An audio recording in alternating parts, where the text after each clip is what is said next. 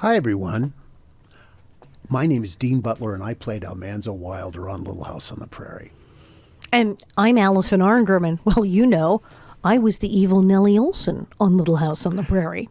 And why are we here? And together. And together. Which that's just like a frightening thought right there. Like, where's Laura? What is happening? So we are here because this is 2024, and this is the 50th anniversary year. How did that happen? Where did 50 years exactly go?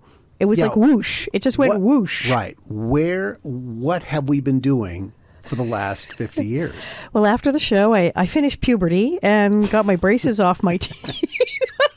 No, I was like 19 when it was finally done. I did do that one episode when I was 21, that Return of Nellie. Right. But yes, I was an exceedingly young person. Yeah. So I went on and lived my life and did dinner theater and stand-up comedy and ran around the country. And then over the ensuing years, charity work, stand-up comedy. I now have a one-woman show, and I wrote a book and stuff. When I think about what people have done over the last 50 years, nobody in our Little House universe has been as active a proponent of what Little House was and continues to be than you.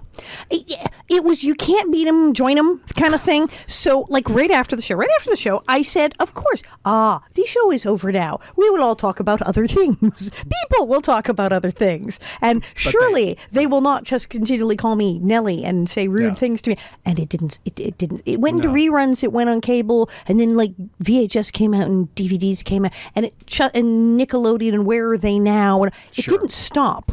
It got worse. Yeah. And I went, well, I could like try to find a country they don't show it in and move there. Lots of luck with that. Just like 140 countries. Yeah. Timbuktu. And it's like Borneo. Oh, no, they show it there. What could I do? Radically alter my physical appearance in some way. I got recognized over the phone. My voice is so I went, well, what is it you think you're going to do? Yeah. Okay. Yes, I'm Nellie Olson. Ha, ha, ha. And so I went, okay, how can I take this? How can I take this and just grab hold of it and somehow turn it upside down and inside out so it benefits me, so it works for me and who I am, and then everybody's happy. Well, and I think I did it. I think you've done it. I think you've done it tenaciously, relentlessly, tirelessly. And, you know, for all of us, for people who know you, I mean, there's the image of you, which is, I think, benignly evil. Benignly evil. That's very nice of you. Yeah, and really not just annoying, evil, self-absorbed. I mean, all of those things, but benignly so. Irritating. Yes, all of that. You bring all of that to it. But what people don't know about you is that you have been the open arms that keep our Little House family together. I like talking about Little House on the Prairie. Obviously, other people do. First of all, it holds up. It's actually a good show. 50 years later, people are still watching it in over 140 freaking. It's probably more. 50 years. Ow. I must have been 2 when it started. How am I that old? But they watch it all over. People watch it every day. It's streaming. It's on everything. And people still, and you watch it, and I still will watch and go, this is a good show. It's shot well. It's directed well. It's beautifully done. Yeah. There's shows that are very cheesy, or they were of their time. They're the 70s. There are lots of Daisy decals. It's cute, but our show, because it was the 1800s, so who cares what year it is?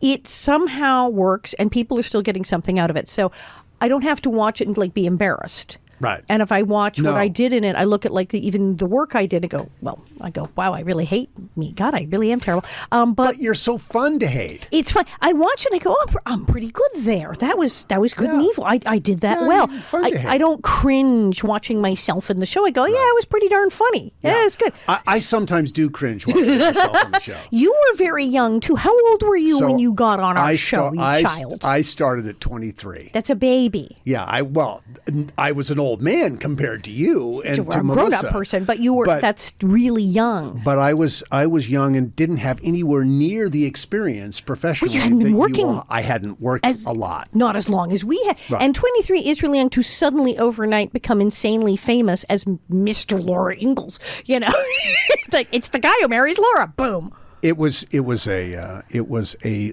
life-altering experience, and as I look back over the 50 years, I think, like you, there was a point in time immediately after the show was over where I was thinking, I need to move on from this because I have to move on from this.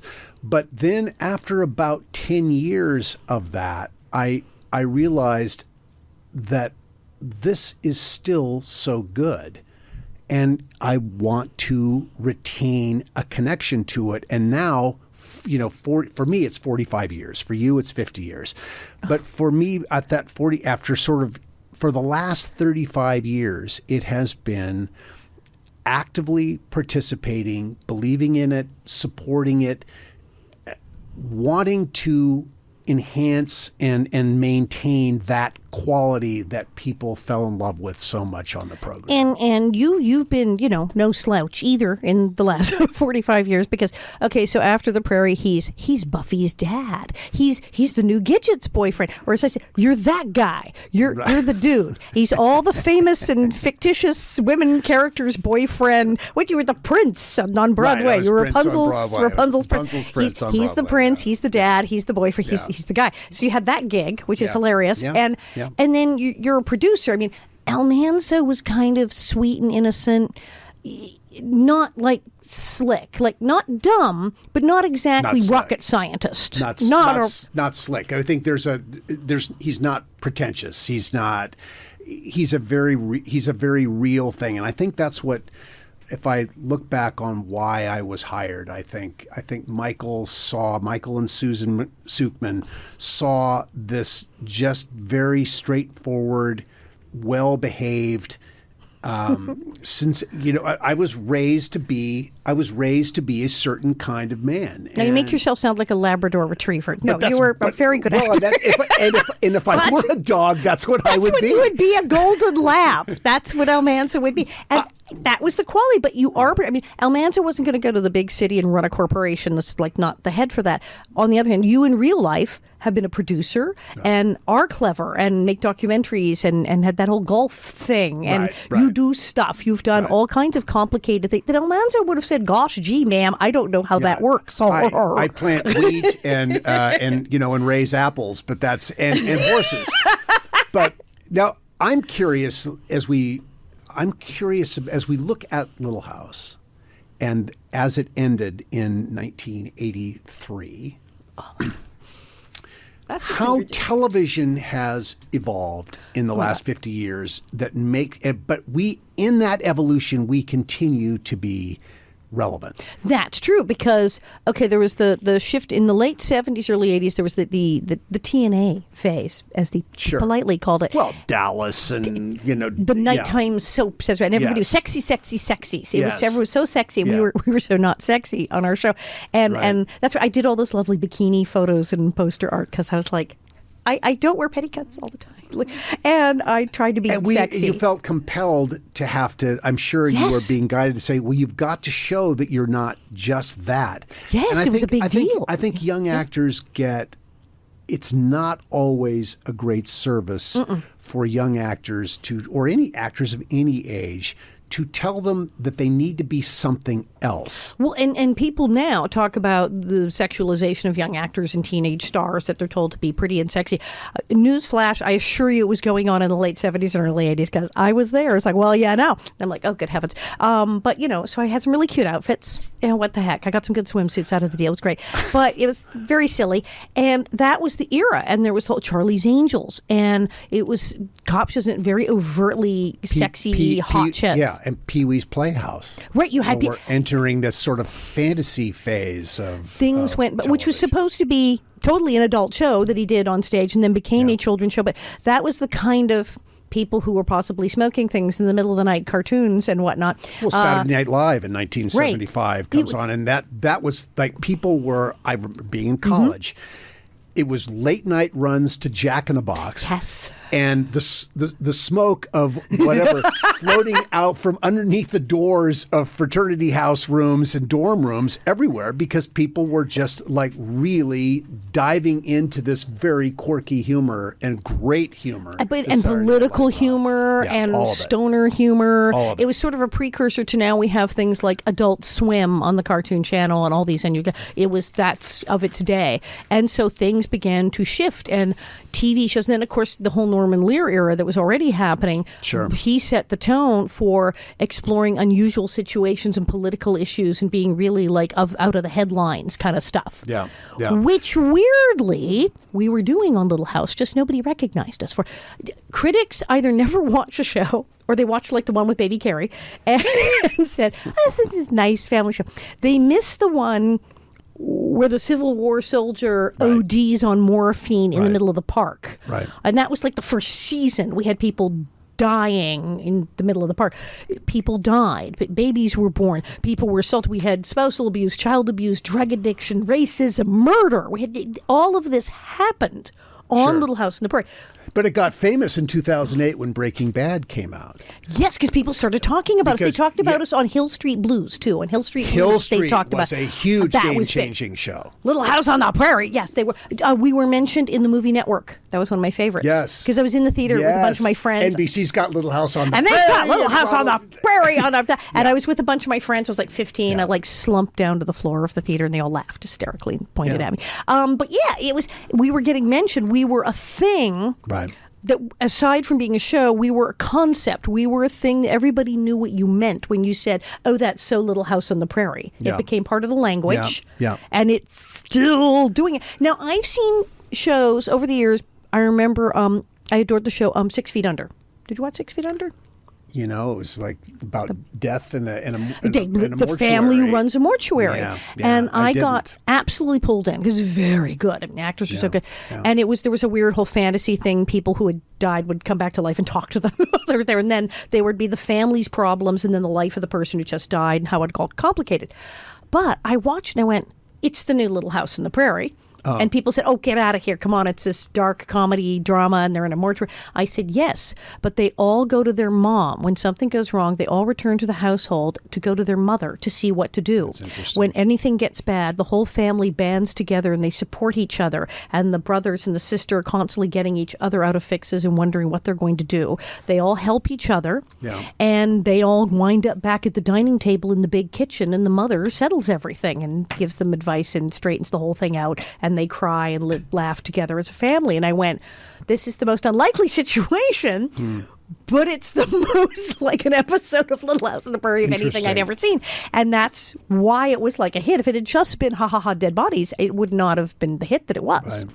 I mean, I think of how decidedly. I mean, looking at Breaking Bad, 2008, jumping forward to a series Chernobyl, which is this I love that dystopian view. Scared me out of my pants. I couldn't sleep. Tiger King, just bizarre. Then you have reality TV. The whole world of, okay, there was the Loud family in the 60s where they went in their house. There was a family that had a reality show, ruined destroyed their lives, and I still keep it. Does no one remember the Dion quintuplets?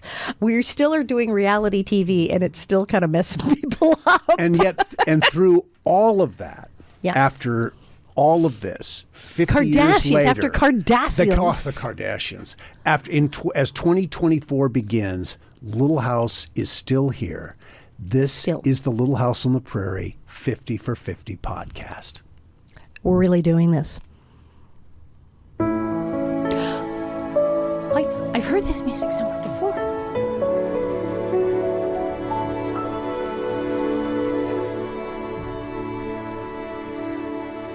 So that's just a little tease of our theme. And on this podcast, let's just talk about what this podcast is going to be. And do you remember the first time you were in the supermarket and heard them play the Little House theme, like in the store in the music? I don't. I did that. I freaked the first time I heard that. It was very weird. Yeah. But that theme. It's a lovely theme, and we're going to talk about the music of Little House, which is not today, but throughout in the 50 for 50. We're going to talk about everything. We're doing 50 episodes, and we've got a list of not just episodes, but like topics about the show and the people who made the show and how it all came together.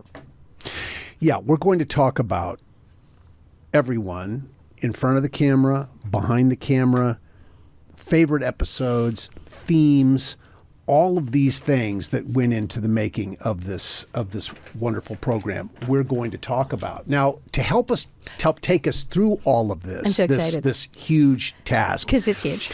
It is a huge task. We have it's not going to be just you and me. It's obviously going to be other people, other members of our cast. Everyone will be invited to participate. But we are not crazy enough to try to do this all by ourselves. So we have found another crazy person in New York who is a passionate Little House on the Prairie fan, and we got to know her because of her web series Living on a Prairie, which we all when you were in it. I'm in it. Yeah. I'm in it. So Living on a Prairie, just so you know, this is... She handed me the script, said, just see what you think. And I laughed so hard. I said, please make this.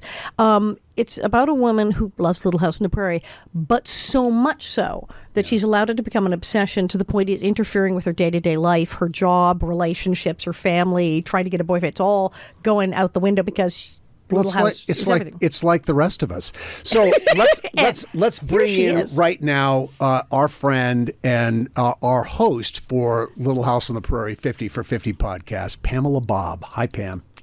Hi, I can't believe I'm here right now. This is like a crazy childhood dream come true. And I could sit and just listen to you guys talk for hours and hours. And hours. And you're going to get that opportunity over the next year. You will be so sick of us.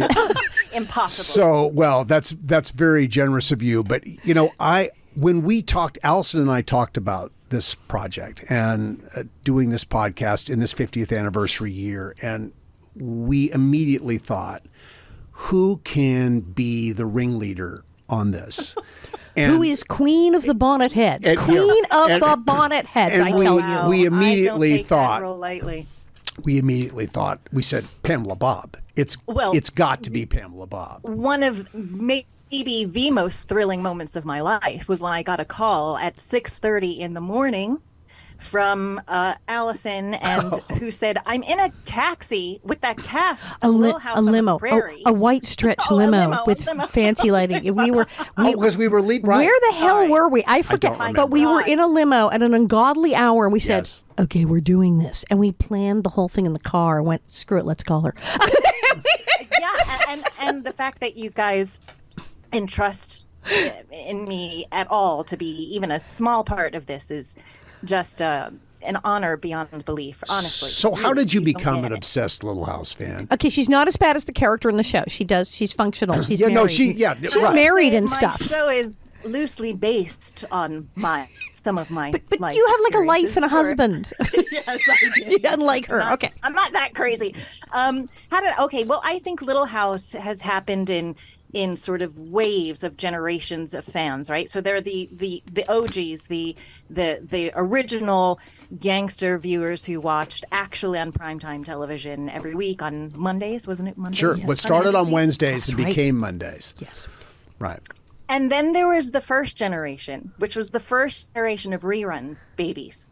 And I was that generation where every day, Monday through Friday at 5 p.m. on Channel 11, there was Little House every day.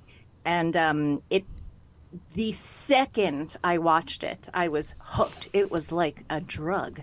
Do you remember your first episode? Yes, it was the one with Olga with the one leg shorter than the other leg. Right. I don't know the title of it, but it was Town Olga. Party, Country Party. Why didn't they just make her a shoe? Why didn't no one think of that earlier? But anyway, Pa thought of the shoe. She could walk. It was a miracle. But I was hooked. I was absolutely hooked. And I will tell you that when it was the weekends, it was such a void in my days that Little House was not playing over the weekends. It was terrible withdrawal on Saturdays and Sundays. So, so I was that first generation. And it's so lovely to know that has continued. And this was before cable TV, really. And so once it sort of went off of network syndication, then there was the cable channels that picked it up. And Sure. it's so amazing to know that the next generations have sort of picked up the torch. And that's wild, because you have fans from children, Right. little kids, up Right. through, grandma and grandpa. Well, what do you think? Still watching it. What do you think sustains the show, Pam? I'm curious. As someone who, because we're so attached to it because it's part of who we are, but what as the Uber fan, what do you think sustains the program? Well, it's interesting because I am glad I'm here, because I can be the voice of the fan, right? Exactly. Because you guys are in it. You don't necessarily know the impact or know what the fan is thinking or feel while they're watching you. So I think it's a few things, and I think Alison touched on this before, that it's the 1800s, right? So it's nothing is going out of style. You're not watching it going, oh, look at the Farrah Fawcett haircut. There wasn't. This is still the 1800s. So there's a classic style of it that will never go out of fashion. Right. Strictly It was because it's a old when it period was piece. new, and yeah, so Right, it never right. goes out of fashion because it was never in fashion. That's right. Exactly. Yeah. But, and not to sound too cheesy, but it truly does tap into the common denominator of what every human being wants, is seeking, is searching for, which is unconditional love, Right. community, Yeah. true values. And when I say values, that's, everyone can have their own version of what values are, but we're talking non-material values. Very anti-Kardashian, right? Like, I don't know. Yeah. My what do character, we- my what mother. do Well, we value? yes. Okay. Yeah, We so were the Nellie Kardashians. Nellie was the Kardashian of the Prairie. Sure, but but Nellie and the Olsens also provided much comic relief. No I mean, question. eventually. No Eventually. I mean, question. at first it was just pure evil, but yes, it I mean, I was watching an episode the other day, and you were just so horrible, Allison. Thank you. And I Thank you. I Where just you're kept screaming at teasing the TV, stammering "Evil!" boy? The little girl, little Katie, The little Katie. girl, the Yeah. music box episode. Oh, And God. I thought, my God, thank God I know Allison, because at least I know Allison now, because I can text you, which I did, and said, my God, you're a horrible bitch, Allison. You're horrible. And instead of just Thank having you that very much. pent up Yes. energy at home alone, hating this person. And as I said, that is the episode I call the episode where even I hate me, because it was Yeah. so awful. And of course, I had a speech impediment when I was a kid in school. I couldn't say the letter F. My name was Allison. Seriously? I was awful. I was really, really, really little, but I had like Cindy Brady. I did. I had no idea. I said, well, because I went to You speech got it class. over- They you sent got me to over it. speech class after school, and they fixed it very quickly. But that meant in speech, who were my friends? The people who stammered and stuttered. I wasn't going to pick on us. But I will say this other thing, and I think this is part of the reason why the show has also endured, and that's in the casting. Yeah. Well, that's very Yes, generous of you as you're everyone- sitting here talking to two cast members. Yes. And Yes. good Thank for you, letting me be Pam. on this podcast. I'm no fool. Yeah, I know what I'm doing. Yeah. No, but really, because there are plenty of little girls that could have acted mean. They could have acted Sure. evil, and we would have gotten it. But there was, they say in casting, there's an essence of a person that you're looking for. It's not just your acting Right. ability. It's an. What are you saying about Yes, intangible I'm saying essence, and all of that's Allison, true. You're just evil. the essence Allison's of your just evil. person? I beg your pardon. Yeah. No. No, but there was something about you that you didn't. You were just being. I never saw you acting, Allison. You were just. Thank you, being. because she's a There was Broadway even a actress. scene- She's a Broadway actress, and she just said that about me. So thank you, because I know how good you are. Thank you. There Thank you. was even a scene I was watching, and even just the way, like Laura asked if she could just sit down with you and have lunch, and you just went. "Eh." Like you just shrugged your shoulders, didn't even say anything, and I was like, "Brilliant, she's brilliant," And it was it's the essence, and that's what was so brilliant about all of the actors on the show is that not only were you all truly, I mean, sometimes I look at that show, I watch it, and I'm thinking, my God, this is a masterclass. This is a masterclass on so many levels. Just to say, did you not, Dean, get told when you were going to go read for Michael Landon, you checked in with somebody who'd had experience, and he said something about don't act. Don't act. Don't let him see you act. Was the direction going Yes. into the room. Yeah. Don't No, act. Yeah. acting Well, it's allowed. Which absolutely So apparent. terrified me because I thought that's what I was going to do. But you realize that when you watch people who are, as we all watch people on the screen, the people who seem to be doing the least, who Yes. keep it the most simple, are the most compelling people to watch. And it's that finding that balance that is the thing that we revere in actors as we watch them work. And people don't realize just how difficult that is. I mean, it's so Oh, you have hard to trust yourself so hard. so much. You have to trust yourself. Listen, I know, Pam, Alison and I can't speak for the rest of our guests, but I've spent a lot of time with Alison. Alison and I fight for the floor relentlessly when we're talking to people. So one of the reasons that we want you here is to control us a little I'm the bit. wrangler. You're the wrangler. And The when referee. when you feel better, because I know Yes. you're dealing with this horrible flu now. Recovering from the flu. Yeah. You're going to be with us from the beginning of each one of these episodes, and you will help wrangle the conversation. And I hope I'm you not feel just listening in awe. I hope you feel better soon. I mean, you got through the holidays. We've gotten through New Year's. You're recovering from the flu, and we're stepping into 2024. And when we are We're back stepping into 2024 with a Little House on the Prairie 50 for 50 podcast, people. This is a good year. There you this go. is a great There year. you go. I'm so excited. I'm so honored, like I said before, to be here, and I just love you guys so much. But you're perfect for it become because my you little family. You get the show. She gets the show. I know she understands. does. And she gets in a way, and that's why I like the whole comedy thing of living on a prairie about the woman who's gone slightly over that edge where it's a little too big. I play the therapist. I was like, yes. Her life coach therapist tried to talk her down. About simplicity. Allison is amazing in Living on the Prairie. She's But incredible. you get the show. The character that you play, she talks about how people don't get Little House on the Prairie. She argues with that man, her date in the park. You don't understand. No, you don't understand. And rants and he raves. says he uses the W word. The Oh, Walton. he's like, it's just like the Waltons. She's like, no. The name And that shall not be named. she No. breaks it down. This is why Little House is Them's a different. fighting word. This is why it's different. This is what it means. And to understand that, and when she meets someone else who's also a fan and gets it, like at the party where the charades thing and everything, and certain people get it, and when they don't, and how people who understand the show are sort of in this weird little club because there's people go, what are you watching? You get that, and you understand how the viewers and the fans' minds work and what questions they want to ask and what they know about us and what they don't know about us, and you get it, and that's why you're the perfect person to go do this.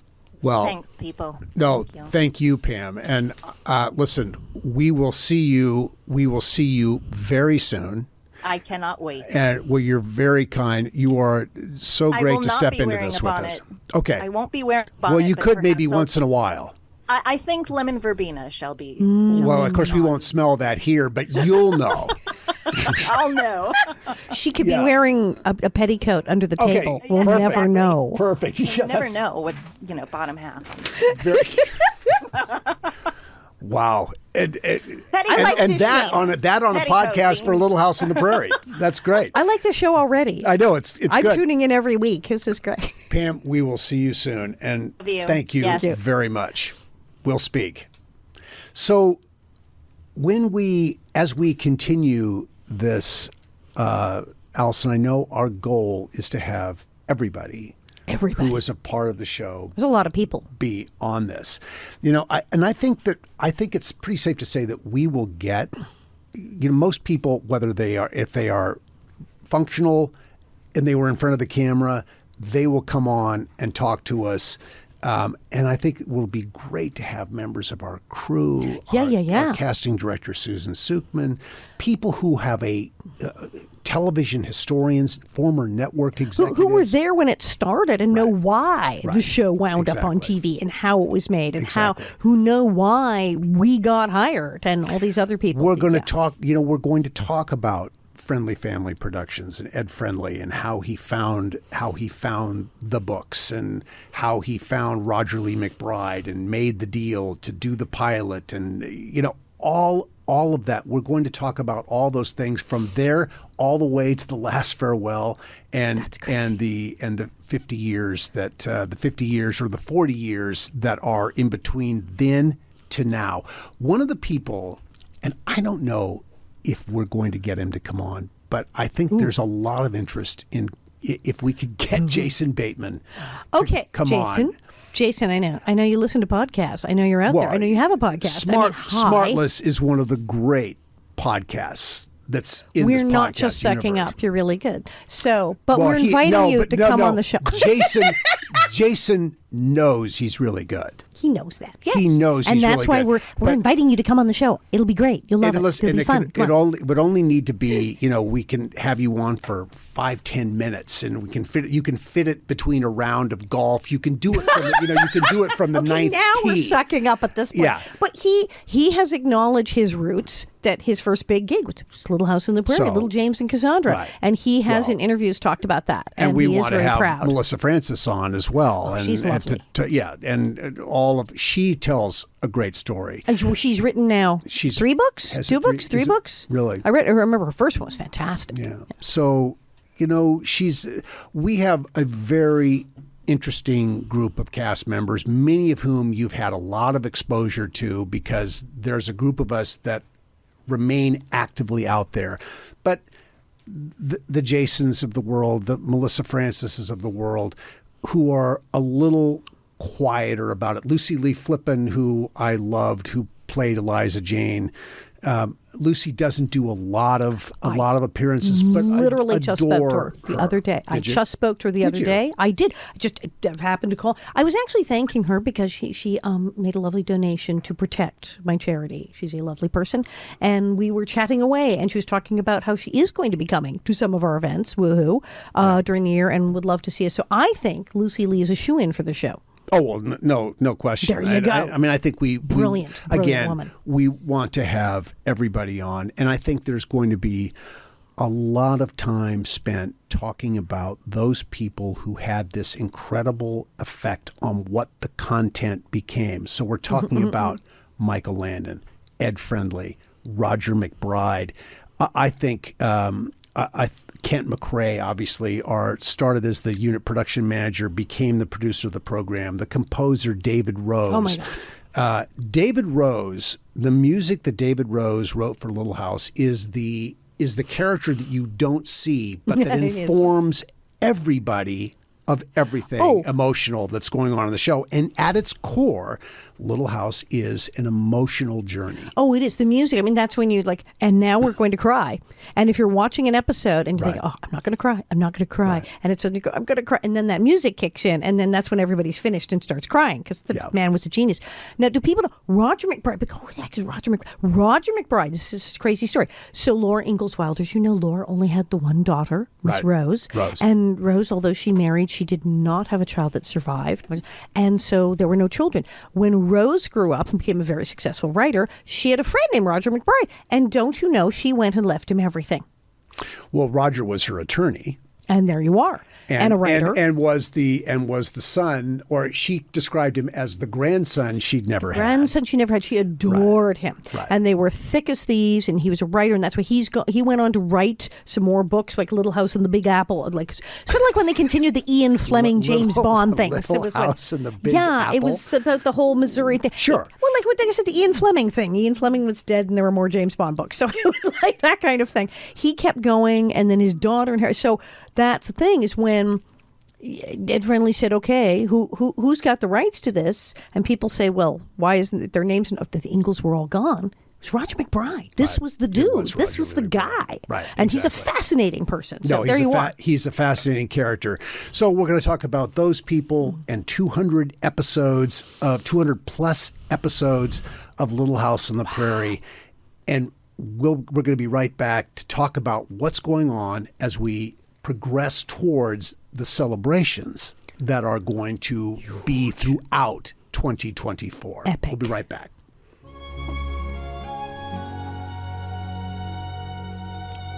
Was that quick or what? That was that a break? That wasn't a break. I couldn't have left or anything. There was some music. It was pretty. Was that like the pause fiddle thing? What was that? That was very pretty. That was actually, I think that was from a cue that we did for Almanzo Wilder, Life Before Laura, which was a documentary that I made. Documentaries that he made, because he is not Almanzo. Yeah. He is a smart person who makes documentaries.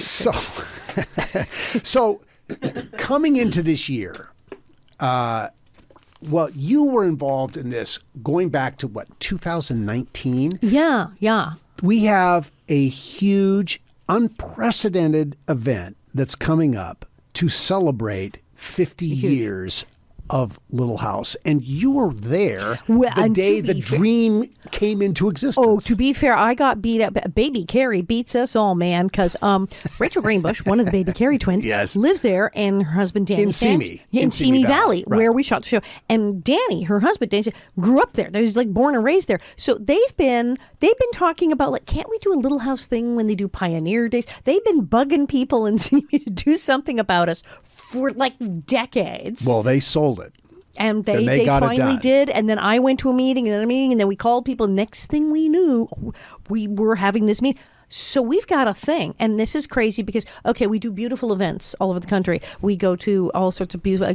We're going Grand Rapids, Kentucky. We've been to Oklahoma. We're going Branson, Missouri. We're going to Branson, Missouri next November. We're going to be in Connecticut next August, and that's all September. I believe Gravel Road is the lovely people. Gravel Road is the company, not Loose Gravel Me, but gravel. Right. Everybody loves the gravel. Gravel Road. How did that come to be? I mean, loose gravel. Why does everyone love gravel? I don't know. It's the prairie, the gravel. I'm not. Maybe. The earth.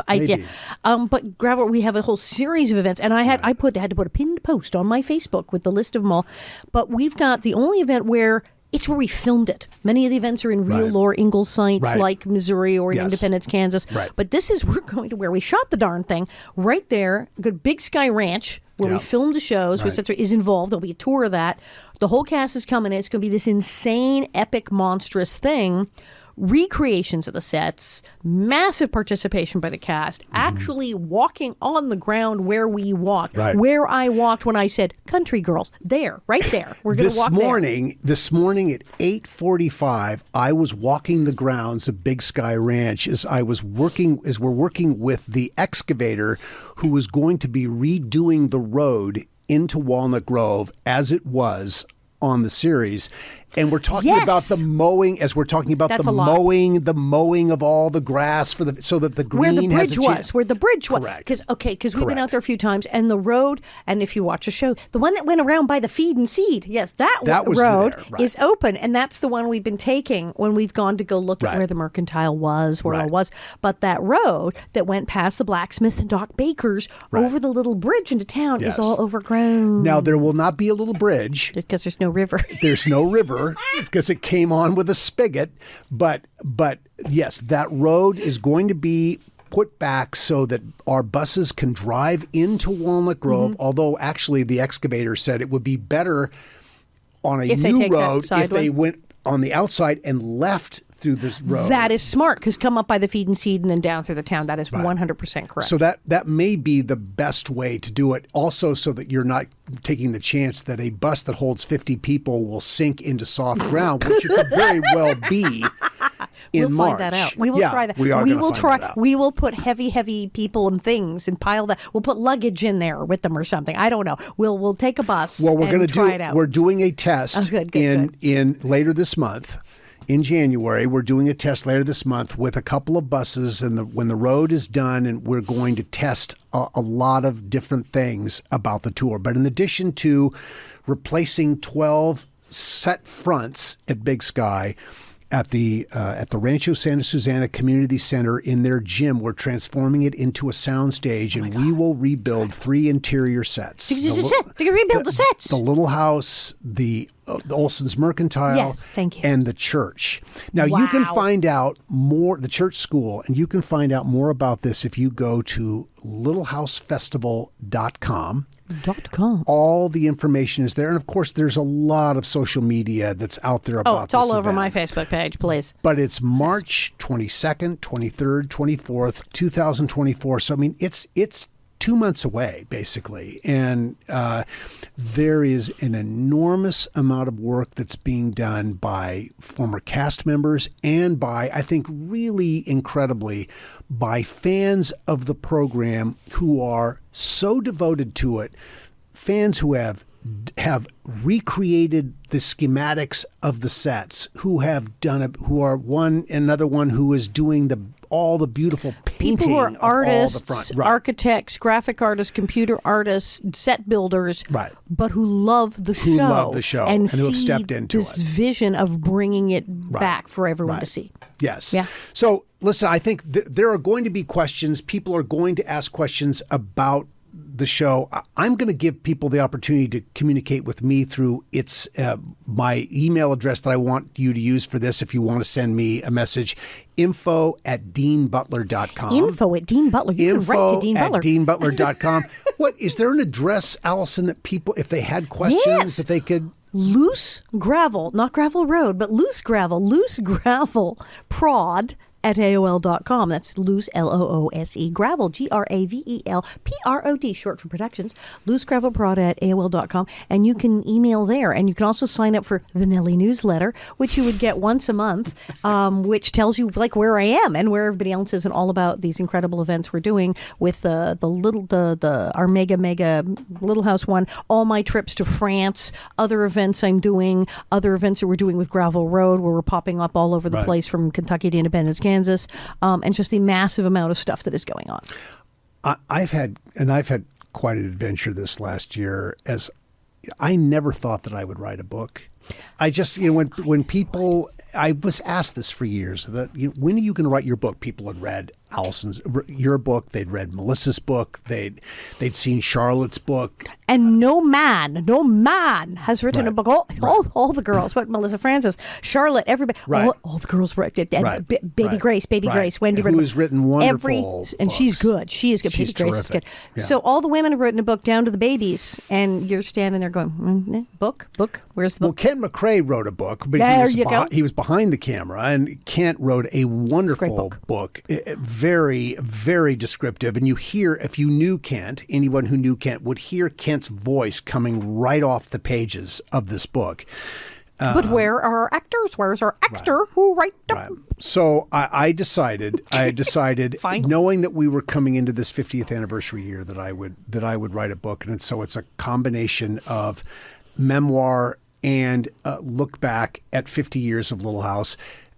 You were so great to write a wonderful foreword for the book. Melissa Gilbert has written a wonderful foreword. So you for got the book. both Nellie and Laura to write forwards to Almanza's book. That's kind of genius. No, it's and really it's good. And cool. I pushed. I encouraged. I was like, write a book. We were sitting on a plane. You're like, okay, here's what I'm thinking of doing. I've written this. I'm like, do it. Well, you're very supportive, and so that will be coming out during the year. So we'll be talking about all the cast's books. And what is the book called, Dean? It's called Prairie Man. Of course it is. Because all the books have Prairie in the title. Yes, we do. They all have Prairie Even somewhere mine. in the title. Right. Confessions of a Prairie Bitch and My Life on... And How I Survived Being Nellie Olson and Learned to Love Being yeah. Hated. But yes, Prairie. You've got Prairie Tale. Everyone has Prairie in there, and it's genius. And you are the man of the Prairie. You're the guy. Do you have any, before we sign off on this opening episode of 50 for 50, any closing thoughts? I never in a million years thought that 50 years later we'd be sitting around talking about Little House on the Prairie and people would tell us more, that people would still be asking us about it and watching us. This is absolutely unbelievable. And that I would be sitting in a studio with you going, yes, and we're going to do 50 of these and you're all going to come see us and see me. Astounding. I feel like I'm having this really weird fever dream, but it is all happening and I'm thrilled. Well, and I think back to that day in my second year on the show, on stage 15 at MGM, and Michael, in a moment of candor and warmth, said, people will be watching this show long after we're all gone. At 25 years old, I thought, that's just a taste of hyperbole. I'm not quite sure. I mean, look, the man is so he's so bright and so prescient about television. He's probably right, but it just seemed at 25 that just doesn't seem possible. Oh, so in 1980, whatever, it sounded nuts.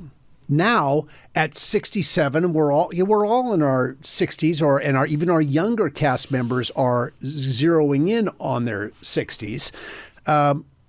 It's obviously totally likely that people will be watching the program long after we're all gone, and it's one of the great honors and legacies of our lives that people will be. While we're still here, we're doing 50 for 50. We're doing 50 for 50. And listen, I want to, just before we say goodbye, I just want to take an opportunity to thank, we're here at the home of UBN. Oh, here's my and clock. There's your time. It's 45 minutes. It's time, dude. We're here at the studios of UBN Go. Thank you guys very much for starting us off, and this is going to be Thank a you, fun Tony. ride. Thank you, Dakota. I want to thank my friend and collaborator, Jay Asher, who wrote the nice little musical bridges that we've got going here. Tell your friends about us. Allison, thank you. Thank you. Yeah, no. It was a hoot. Well, thank you. And we'll be back next week with a new episode of the Little House on the Prairie 50 for 50 podcast. With Pamela Bob. Little House Forever. See ya.